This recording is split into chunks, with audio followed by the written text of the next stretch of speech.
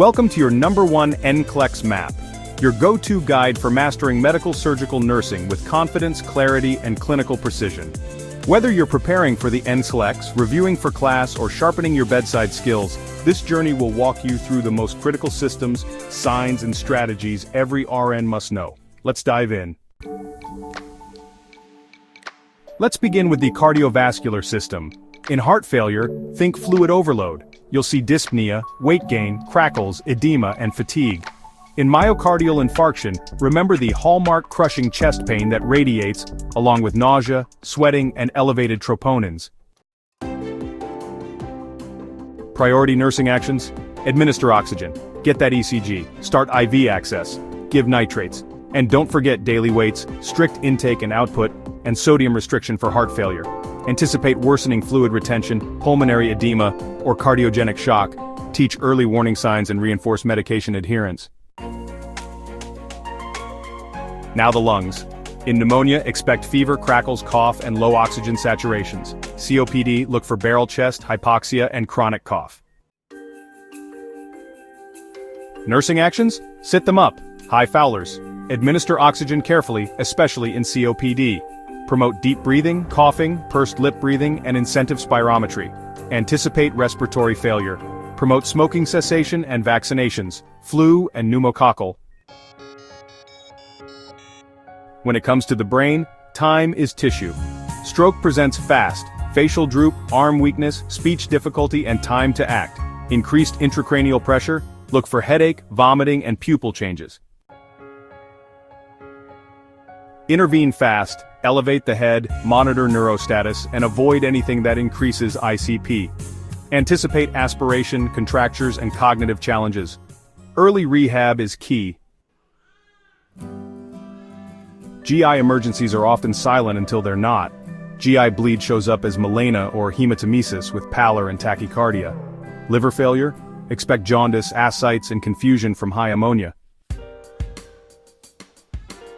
Nursing interventions: start IV fluids, administer PPIs, give lactulose to lower ammonia, anticipate worsening bleeding, altered mental status, and coagulopathy. The kidneys are the body's filters.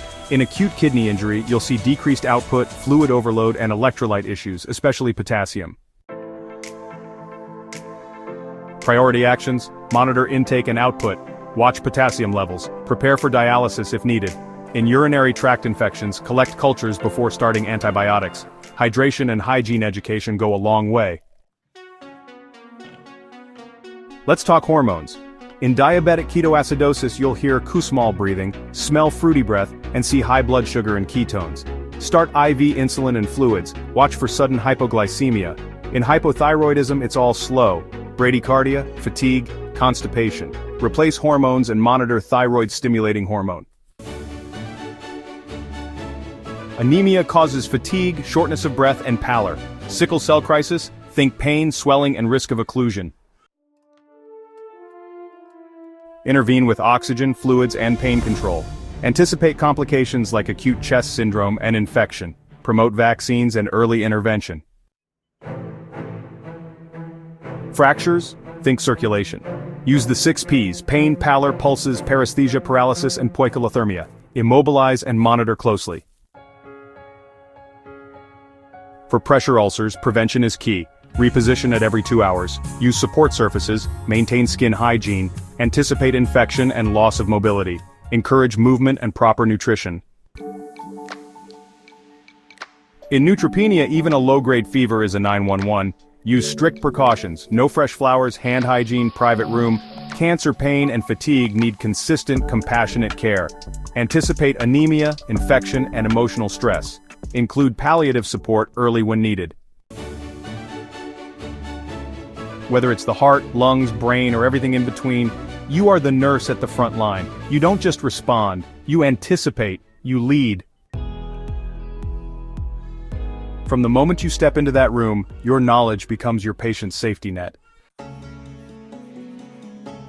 And that's the power of medical surgical nursing, when evidence-based care meets expert intuition. We hope this NCLEX-Map brought you clarity, confidence, and clinical focus. Don't forget to subscribe, comment, and share this episode with your classmates or colleagues. Together, let's raise the standard of care.